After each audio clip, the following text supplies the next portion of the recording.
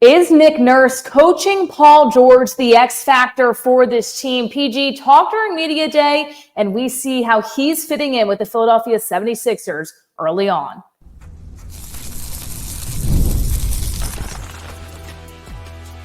You are Locked On 76ers, your daily Philadelphia 76ers podcast, part of the Locked On Podcast Network, your team every day.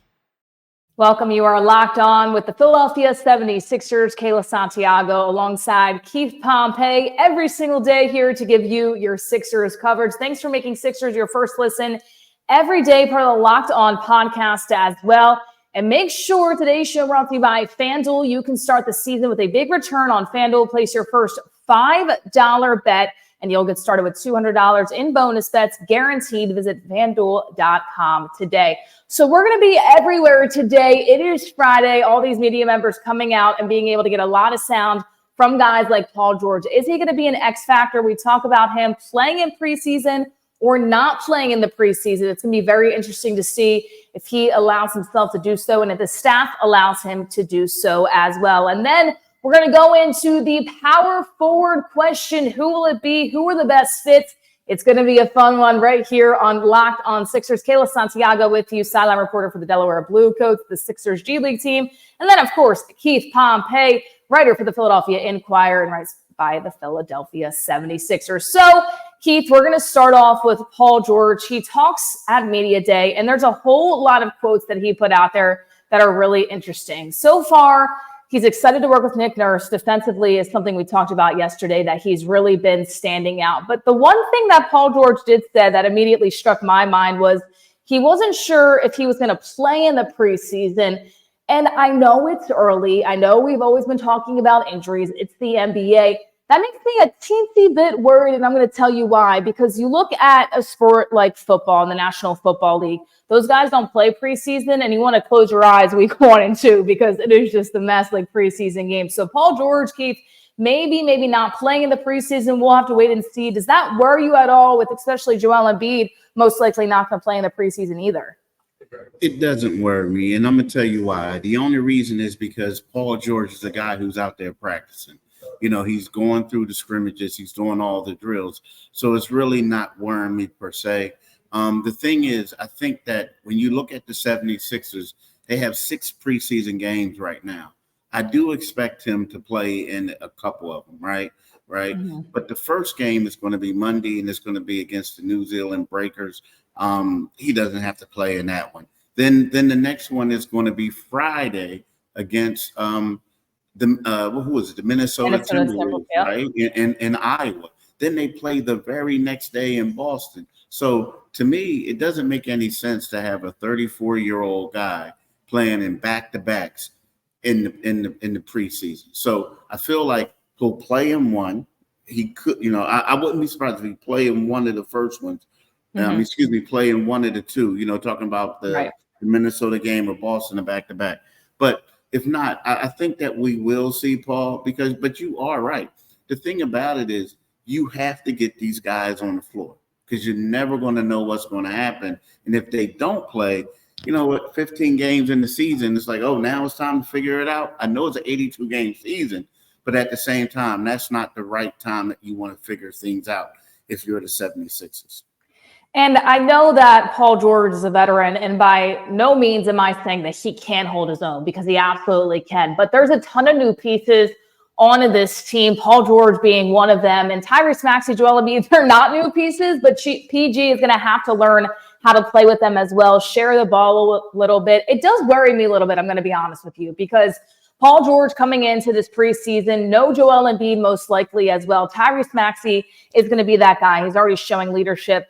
I want to see Paul George out there a little bit more early on. I'm not saying he has to play in every preseason game, but I do want him ready for the regular season as best as he can be. And to me, practicing and playing in a game are two very different things. So we're going to wait and see. But also, Paul George is a very smart player, everybody, right? Because he's telling the media, well, I don't know, maybe I will, maybe I won't, Keith. So there's no expectations if Paul George doesn't. People can't be upset about it. And if he does, well, people will be elated. Exactly. And that's how I took it. Like, when he said it, the guy's like, we can play. Oh, I don't know. That's something that we got to figure out. Something we got to talk about. You know, again, if it was Joel Embiid saying it, and we know that he hasn't been scrimmaging, I would be more concerned. But the fact that the way Paul did it, like you said, no expectation to win, like you don't have to hold me to this date that I'm going to come back and play. And the fact that they do have 6, like, here's the thing. We all know Maxey wants to play all the time, right? Yeah. So that's not a problem. George is a little bit older, but the thing is, the thing that I keep going back to is, Kyle Lowry early on, he participated in some of the first scrimmage. Eric Gordon did not participate in the first scrimmage. The same with Reggie Jackson, Joel Embiid, but Paul George was out there. And the way that they talk about him, the way that he's playing defense, being all over the floor, knocking down shots, like, to me, yes, I want to see him out there, but I'm not of the belief that we won't see him. I'm of the belief that he just kept it open. He wasn't giving you the information that you wanted. I mean, because they do that a lot in this league. They'll say something. Oh, I don't know. I'm not going to play. But then you're like, but you're going on this road trip and you haven't been on any road trips before. Oh, I don't know. I don't know. I just want to be with the team. And then the next day he's in the game. So, you know what I mean? I feel as if that, that's really nothing to worry about at this particular time. And another thing with Paul George, the one thing I loved, just listening to him today, talking about Tyrese Maxey's leadership. And we've been talking about all week how Tyrese Maxey is evolving into a leader. And I think it's almost that precedent where he kind of has to in this way because he's looked at as the second best player on the team. But not only that, it's just natural. And that's exactly what Paul George said. And this is the camaraderie that you want. Will it work on the court? We're going to have to wait and see. But when you're talking about training camp, there is no slide towards Tyrese Maxey. There's no, well, he's going to get more minutes than I am. It is all Paul George saying that he's a leader. I'm excited to play with him. Those two are going to bounce off of each other, I think, very, very well if PG stays healthy. So seeing Tyrese Maxey take that leadership role, knowing that a lot of the times he's going to have to be the guy, is absolutely huge. And PG can be an X factor, Keith. But I think, and I'll go on record saying this, Tyrese Maxey is the X factor of this team. Yes, Joel Embiid's health absolutely matters, but if Tyrese Maxey can take his game to an even bigger level this season, the Sixers are going to be tough to stop. What are your thoughts? Yeah, I agree with you. I do. See, it's two ways to look at it, though. I do believe that if you don't have a healthy Joel Embiid, and if Joel Embiid is not playing at an extremely high level, you're in trouble. But when we talk about X factor, we're talking about a person who can step up and contribute and do other things and be a difference maker, because you know exactly what Joel's going to do if he's healthy, right? And with that being said, yeah, it is Tyrese Maxey. Can Tyrese Maxey take a step forward? Now, we also know, although Paul George is new, right, we know what his role is going to be. He's going to handle the ball a little bit, help Maxey out. He's going to be a lockdown defender. He's going to knock down threes. He's going to make plays. But Maxey, what we have seen progression from a guy who started out in the third team as a rookie training camp, who by the second year he was starting, and then all of a sudden now he's an all-star. And he kept getting better and better each season. So I agree with you. I feel like the question mark is, can Maxey take that next step? And that's going to be he's going to be the X factor. And here's something else, though. You talk about leadership. Think about this. The Sixers are going to get a new arena, right? They want to move into that arena in around 2031 per se. Maxey is probably on this roster. Him and Jared McCain, if things work out, are probably going to be the only two guys on the team at that particular time. So, yes, he is taking a leadership role because guess what? He's the future of the franchise. He is. It's like no knock against Embiid, but Maxey is the future. And guess what? He has to be a leader now. Did you ever think Tyrese Maxey would be the type of guy that he's turning into? Did you think that he was really going to be second fiddle to Joel Embiid? Absolutely not. Keith Pompey going on record saying absolutely not. We're happy he is, though, but absolutely not to you, Keith? Nah, yeah, because here's the thing. Like Tyrese was, you look at him, he's the number 22 pick. The knock on him was that he was a good shooter in high school, but he struggled from three in college. He comes in here, he's like athletic, but he's raw, right? And I used to think, what? Maxie would say stuff, and I used to be like, come on, bro. Like, you keep saying 1% better every day. Like, that's all I want to get. And now I'm telling my daughter, you have to get 1% better each day because the deal is that's what he did. He's a hard worker, and like everything he did is because of his work ethic. Doc Rivers may try to take credit, other people may try to take credit. Nah, that was Tyrese Maxey and his dad being in the gym every day, getting it in. So no, did I see it when I first witnessed him? No, I didn't. But you have to attribute it to his hard work and his work ethic. He's a great athlete and great player.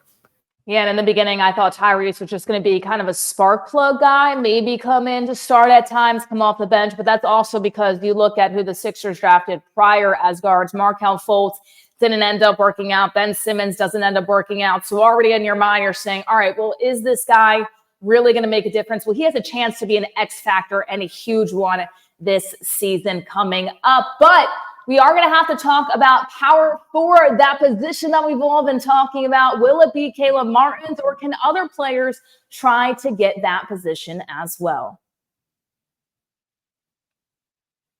But before we get to that, we do have to tell you about Game Time. Make sure you download the Game Time app today, create an account, and use code LOCKEDON for $20 off of your first purchase. Terms apply. Download Game Time today. What time is it? It is Game Time. I've used Game Time so many times going to different games, especially in the city of Philadelphia, and it has worked so well every time. To get the best deals, to get the best ticket prices, you want to make sure you go to Game Time as well. But the contest I'm looking at right now is the Commanders and the Ravens, Sunday, October 13th. They have a super deal happening. Lower level, row 5, section 138. These tickets are the top 1% based on value, and Game Time has the best price guaranteed. Download the app today or go to gametime.co, not gametime.com, but gametime.co to get all of your tickets and seats at the best value, because when it's Game Time, great deals matter. Make sure you go download Game Time today. All right, so Kayla Martin, definitely a topic for discussion here, Keith. And I want to first go by Paul George's quote today that he said about Kayla Martin. And he quotes, says, the Sixers defense has been standing out as a key strength with himself, Kayla Martin, and Kelly Oubre. They've been able to really cause chaos on the perimeter. You could see all of that action happening at a very high level. So Kayla Martin, Keith, we talked about him being a little bit undersized at that power forward position, standing in at 6'5", but Paul George clearly thinks that he's definitely going to be a threat on the defensive end. Yeah, he is. He is. The thing is, when we look at basketball nowadays, and he is going to be listed as the power forward, but he's actually going to be a 2 guard, a 3. Right. You know what I mean? All 3 of them are interchangeable. But you look at him and he is going to be a threat. Now I'm going to tell you one thing that really helps him. And I know the New York Knicks went out there and got Karl Anthony Towns, and we talked about that trade and everything like that. But the fact that they got rid of Julius Randle, and now you have a guy like Josh Hart, who is basically the Caleb Martin role, right? And then you look at the Boston Celtics. I feel like this is going to make Caleb Martin more impactful, because now you're going to have smaller guys for him to guard. You're not going to have to do switches. People aren't going to have mismatches. So when we think of this and we talk about this, I think this is going to benefit him mightily. The one thing I like about Caleb is that, let's face it, here's a guy who came into the league, as a two-way player. He was undrafted. He was a two-way. And then he makes it to the Charlotte Hornets roster. Then all of a sudden, he gets waived and he goes to the Miami Heat. The same exact thing, two-way. Then he gets paid. I mean, this is the type of guy that you don't want to count out. He's coming to Philadelphia. He's a tough guy. And I like, because he's not a yapper. He doesn't speak much. He just goes out there and do it. And I do feel like the fact that you have all 3 interchangeable parts, that is going to work out well for him. Although he is listed at that, if a guy is long, don't be surprised if they throw Paul George on him and he can use his quickness on a longer guy. So, Yeah, I like Caleb Martin, and I believe that he is going to be this. I mean, he is going to be the starter, power forward or whatever you want to call him for the 76ers. The one thing I really like about Martin too, Keith, is that you look at his numbers in the playoffs last year, averaging 19.3 points on 60% shooting and scored a playoff career high 26 points in that game against Boston. I mean, that's going to be huge for the Philadelphia 76ers, because can you remember the last time a key bench player was consistently good in the playoffs and help their team? I mean, the Sixers year after year cannot even get a guy to go dive on the floor for a loose ball. And now you have a guy like Kayla Martin who's going to come in. And I think this matchup is really, really good for the Sixers, especially if they get the Knicks in the playoffs, whether it's the first, second, or that conference final game, if that ends up happening and shaping out like that. Because when you look at it, you say, okay, the Knicks have a guy like Josh Hart that's going to go out there, give it his all, can also shoot from beyond the arc, on the dribble drive, everything in between. Kayla Martin could do the same things, and I think he's even better defensively than Josh Hart. Josh Hart might go dive after those loose balls, but technically, in my opinion, Kayla Martin is better. So when you have a player that is going to be in your rotation, in your starting five, getting a lot of minutes, it's going to be huge when Tyrese Maxey, Joel Embiid, and Paul George need a little bit of a break. It definitely is going to be huge. And then not only that, we're talking about a guy, you're talking about these guys needing a little bit of break, but think of his versatility. Think of the different positions you could put him in there. Like you can put him in there. You can bring in, a couple bigger players and say, hey, you can slide down to the two, or you can do different things. So I feel like, I mean, in him, he's kind of sort of like one of those guys that you get, and he's one person, but he's also can do things that three different people can do. He's a great asset for them. He is. And again, like impactful. Like you talk about it, I mean, I assume that he's going to start, but the last time that the Sixers had a guy come off the bench, people come off the bench in the playoffs and do something, it was Ersan Ilyasova and Marco Bellinelli. But then you could say TJ McConnell had a couple big games against Boston as well. But it was Ersan and Marco. They were the last two bench players that the Sixers had who really thrived to a point that, they were difference makers.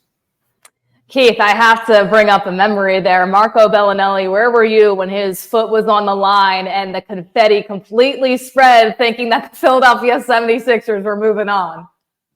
I was actually not too far away from the guy who pulled down, who did the confetti. And it was one of those things, like, people looked at him and he looked, and it was like, and then poor soul, he no longer works for the arena. He no longer worked for the arena by the next time when the season started the following year.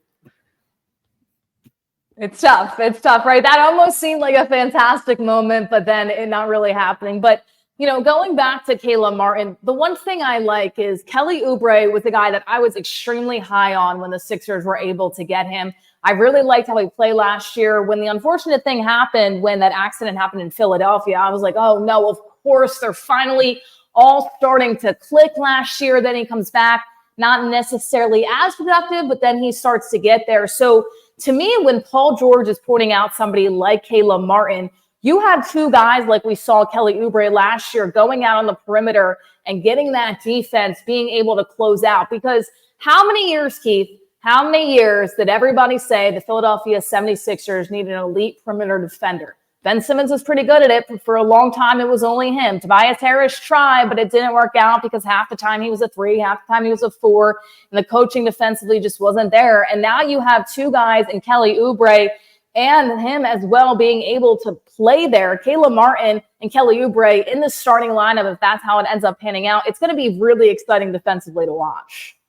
Oh, no doubt. It really is. Because when you think of it, we talked about it.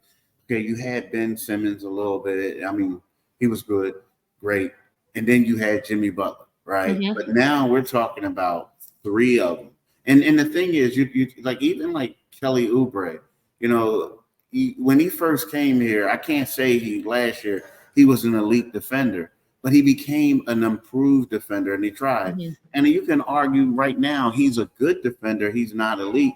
You can say the same thing about Caleb. He's not an elite defender, But however, from what I'm hearing, they're getting after it right now. And I think it's kind of sort of like when you see a guy like Paul George sacrifice and who's like a future Hall of Famer, and he's out there showing you what he can do on both ends of the floor, it becomes contagious, right? And these guys want to play. So yeah, it's going to be a thing to watch, really is, because these three guys defensively are the perfect fit for a Maxey Embiid two-man game, right? You got defenders, guys on the wing, and they can run the two-man game, and it can really work out well.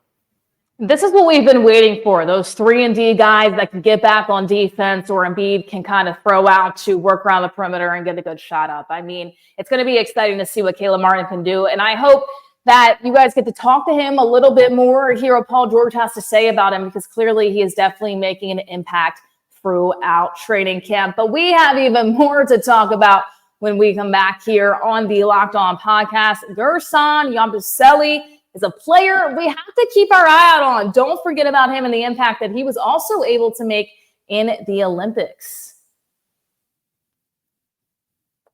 But first, we do have to talk about FanDuel. Hey, NFL fans, you can start the season with a big return to FanDuel, America's #1 sportsbook. So when you get a hunch in the middle of a game, you can check out the latest stats, view live play-by-play, and so much more on the same page where you will place your bets. You'll get started with $200 in bonus bets guaranteed when you place your first $5 bet. That's FanDuel.com. Make sure you visit it today. And there's so many games we've been talking about all week. The WNBA semifinals are happening tonight. And if you want to get on those games before the games, make sure that you place these bets as well. So right now, the Minnesota Lynx are underdogs going into that contest. And the Las Vegas Aces are projected to come out on top here tonight. They absolutely need a victory against the New York Liberty. They are 2.5-point favorites. And then for Sunday morning football, the Minnesota Vikings playing at 9:30 a.m., 4-0 in the season. They are only 2.5-point favorites to the New York Jets. Make sure you go to FanDuel right now, America's #1 sportsbook. So Yabusele, somebody that we have to talk about and something that the Sixers have been really high on trying to get in this organization, Keith. So you look at it right now, his EuroLeague stats all time, 10.8 points per game. Would like his rebounds to be a little bit higher, just 4.4 there. But I think the thing that really sticks out is how he played in the Olympics with Team France, averaged 8.3 points. Is there any chance you could see him working his way up to that starting lineup at any point if there are some injuries? Do you like the depth that he brings? What have you seen from him so far that really sticks out to you? Because the Sixers clearly had to do a lot to get him with that Euro contract. You know, I think if there are some injuries, I could see him sliding in, right, to the, an occasional starter. But really, I think that the biggest asset that he has is just providing depth off the bench. Now, the one thing is, and this isn't a knock against him, but I still think he has something to prove, right? He did play extremely well in the Olympics, right? Let's give him that, But at the same time, the NBA is the most elite league in the league, the best in the world, the best league in the world, and the last time he was here, not to say that he didn't get any better, but the last time he was here, it didn't end the way he wanted it to. So as good as he is, I think he still has to show that he can do it on a night in and night out basis over 82 games. But with that being said, I'm talking about if you can give him a specific role, and the role that they want to give him is bring energy, right? Crash the boards, and hit an occasional three when you're open. That's all they want him to do. I feel like he can thrive in that role. You also see his big body. He can come in and muscle on people, frustrate them. He's going to be a good fit. But in regards to being a starter, getting starter type minutes, I don't know if I see that right now. I have to see him play a little bit more. So, Keith, I'm going to ask you this. So clearly we talked about Kayla Martin and how he's a little bit smaller, standing at 6'5". To me, in the East, that doesn't really seem to be a problem when you look at the Knicks and the Celtics. But say the Philadelphia 76ers play a much bigger sized team down low. Do you see them maybe putting him in to start, even if it's just for a few minutes in the game, Yabusele going in for that length, or you still want to wait and see a little bit more? Because clearly he's going to have to prove himself off the bench before he can get there. Yeah, I think a lot of times what we'll see, like in playoff games, you'll see that adjustment. I think what could happen is, I think what could happen is like you'll come out with your lineup. You see, well, can they keep up with our quickness, right? And if they can't keep up with our quickness, then we have to adjust a little bit, right? And also a great thing is that the Sixers have the benefit, they have a cheat code in Embiid, right? Because Embiid, even though his knee is messed up, he is still versatile and he can move, he can shoot in the perimeter. So you can do that. I also think what will happen is it may not be, I call him the dancing bear, right? I call him the dancing bear. It may not be the dancing bear, but we could go and we could see a lineup. I know we're talking about him, but we could see a lineup where Embiid moves to the 4 and Drummond comes out and plays the 5. Kind of like what they tried to do with Paul Reed last year, right? They did. It looked good the one time they did it against the Memphis Grizzlies, and then the second time they tried it, it didn't really work out in the playoffs. So my thing is, I feel like that we could see that. And again, now if the dancing bear, if he goes out there and he dominates in the postseason, if he comes out and he has some real strong games early on, yeah, we could see that. But for right now, I think that Drummond at the 5 and Embiid at the 4, I think that Twin Tower matchup will give people fits. Now, you don't want to start it, but it will give people fits, in certain spurts. Oh, you just gave me flashback nightmares of Al Horford and Joel Embiid when they started at the same time. I could literally never figure it out. It was the most frustrating thing I've ever seen. I'm not in favor of that. I do like your mindset, though, bringing that up and just seeing how it might work out, because if any coach is going to figure it out, it is going to be Nick Nurse. Now, I do worry about it a little bit because I think Drummond can really be a fantastic backup for Joel Embiid. He's not going to get a ton of minutes, but once again, just protecting that rim. But maybe we will see it. I mean, you never know. Paul Reed, to me, is a little bit of a different case than Andre Drummond and Joel Embiid, but it's going to be fun. And Keith, you went on record saying it, so if it happens, everybody has to credit you for saying the Twin Towers down there in the post. So the season is coming closer and closer. Preseason starts next week. We've talked a lot about the starters, players that could rotate in. But do you have any sleeper player this year going into the Philadelphia 76ers season? Anybody that maybe other people don't think of? Any insight you have on who could really make a difference this year for Philadelphia?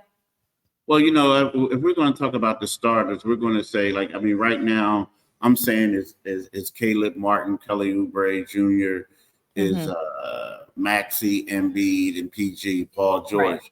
Now, if there's a sleeper guy who, and there's a person who you're familiar with covering them in the G League, right, for the Delaware Bluecoats, I think is Ricky Council IV.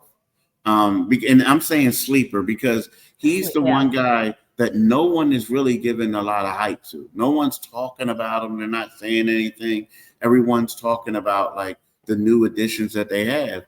And when you look at Ricky Council in the G League, he was a 2-guard, right? He played the 3 at times. Well, with the Sixers last year, he was playing power forward and was playing well, doing all the things that they want. And he's a guy that, they want him to have a similar role to the Dancing Bear. Be aggressive, get rebounds, and knock down threes, right? I feel like that he could be a pretty good sleeper guy. Yeah, and I love Ricky Council's game. Not only that, but just talking to him with working with the Bluecoats, there was a lot of times where he would have back-to-backs. And I'm not talking about back-to-back days, but 2 games in the same day. And a lot of 2-ways deal with that in the NBA. It's just the lifestyle, right? But he would go from a 11 a.m. tip-off with the Delaware Bluecoats in Wilmington, Delaware, that they have to report at 8:30 a.m.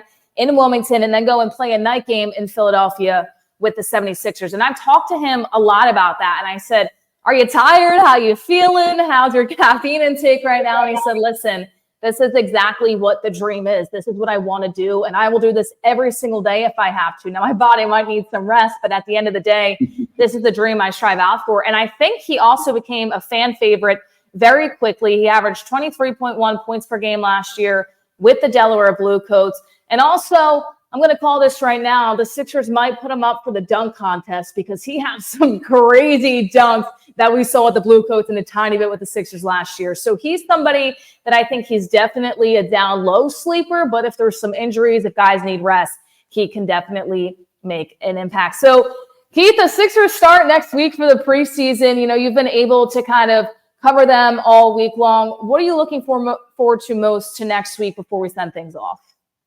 You know, it's crazy. I'm looking forward because I think it's going to be hard to get a gauge of the starting lineup until Embiid plays.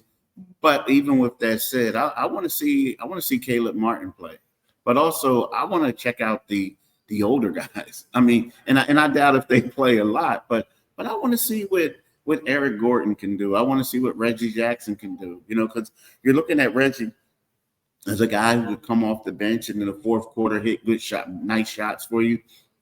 So those are the guys I want to see. Of course, PG, but we don't know when he's going to play. But to me, I think that Caleb Martin is the guy that I want to see at least early on in these preseason games to see what he's going to do. And I think seeing Caleb Martin play is really going to make or break how we see him in the regular season. I still think that Nick Nurse starts him either way, but definitely he's going to have a lot of people looking at him throughout this preseason. I'm also excited to see Kelly Oubre as well. I want him to pick up where he left off in the beginning of the season last year before he got into that accident. I'm excited, even if Paul George doesn't play, to see how Caleb Martin and Kelly Oubre fit on the court at the same time all together. Well, thank you all so much for tuning in. It's been a great week here on the Locked On podcast. Thank you again for making Locked On Sixers your first listen today. Now, for your second listen, go find Locked On NBA, where the local experts keep you updated daily on the biggest storylines ahead of the season. And, of course, make sure you find Locked On Fantasy Basketball as well. Become a fantasy basketball expert and get the edge over your league mates with daily tips from Josh Lloyd. Find Locked On Fantasy Basketball on YouTube or wherever you listen to. Thank you guys all so much for tuning in, and we will see everybody on Monday.